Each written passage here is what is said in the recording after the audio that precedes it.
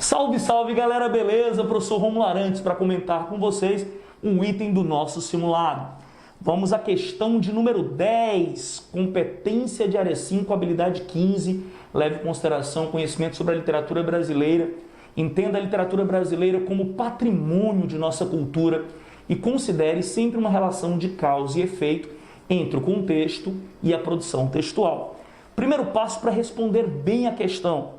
Deixe em stand-by o texto base, tá? E vai direto para o enunciado. Leia 2 vezes o enunciado. A escrita literária é marcada por sutilezas e revela invariavelmente convicções individuais ou coletivas que brotam das circunstâncias de produção. A formalística, tendo em vista o enquadramento estilístico de sua autora, é Bem, a primeira leitura é apenas para familiarização. Agora vamos para a segunda leitura, destacando os elementos mais importantes. Observem, por favor, olha. A escrita literária, começou por aqui, tá bom? Tem sutilezas, gostei, e revela invariavelmente convicções que podem ser de natureza individual, ou seja, do autor, ou representativa da escola literária. Isso é muito importante. As produções literárias, como produções artísticas, elas funcionam como espelhos sociais e revelam contextos geopolíticos. Isso numa dimensão global, quando o autor revela convicções que vários outros autores partilham, isso representa a escola literária, ou quando o autor é tão singular que tem características individualizadas, que brotam das circunstâncias de produção, ou seja, que derivam de um contexto. O título do texto é aformalística, aí você puxa uma setinha e coloca, se o título é formalístico, isso advém de forma, não é? E, consequentemente, me faz perceber que a concepção sobre o fazer literário, do ponto de vista de quem escreveu o texto, é uma concepção perfeccionista. Olha, perfeccionista. Um autor perfeccionista é um autor preocupado com a forma, com a elaboração.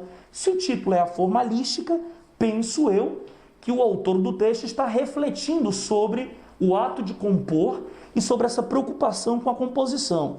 Tendo em vista o enquadramento estético, ou seja, o filiamento do autor do texto, o autor aqui, observem, é uma mulher, é uma autora, aí faça a interrogação.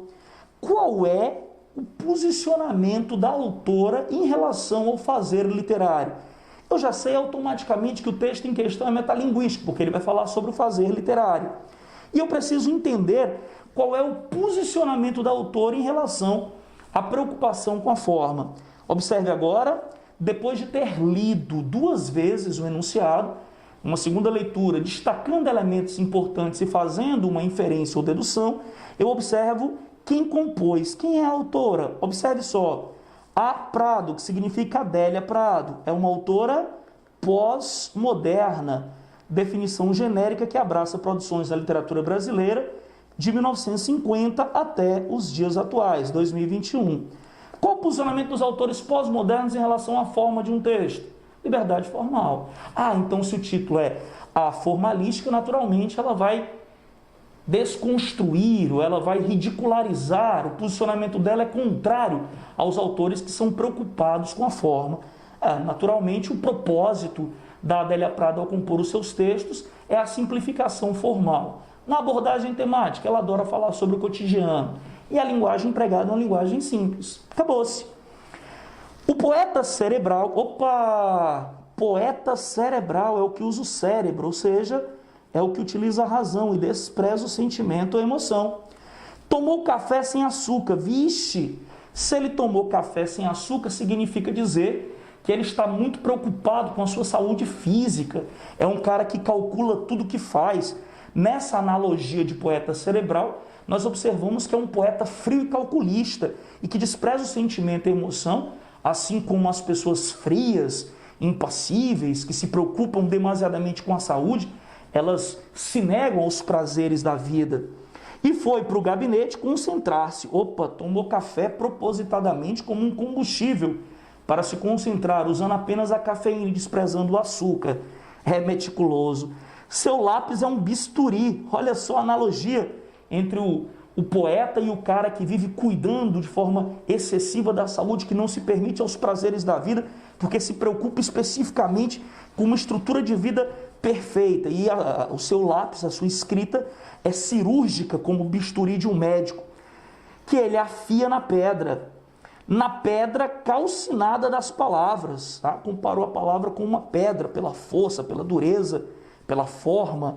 Imagem, frieza também, imagem que elegeu porque ama a dificuldade. Vixe, o efeito respeitoso que produz seu trato com o dicionário. Ele é beletrista, só quer saber de selecionar palavras difíceis. Faz 3 horas já que estumava as musas, já faz 3 horas que ele escrevia com um processo de esfumato, ou seja, semelhante ao de um cara que desenha em carvão. Então ele desenhava. O dia arde, ou seja, o tempo vai passando e o seu prepúcio coça. Essa expressão é uma expressão pornográfica, vulgar até. Aí você percebe que há uma ironia. Prepúcio é uma referência a uma parte específica do órgão masculino.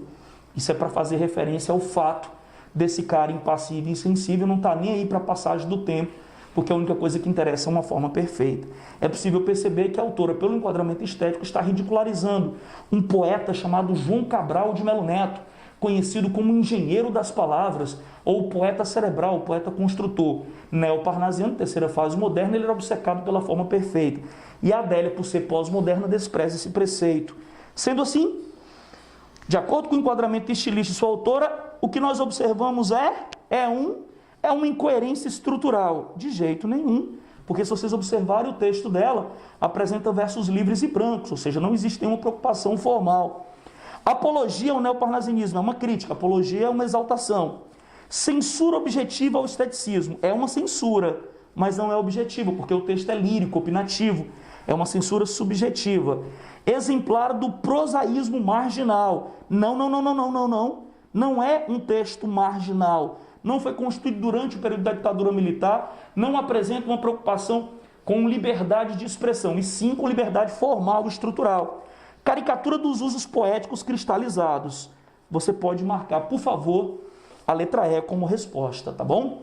Essa é a nossa resposta. Valeu, galera!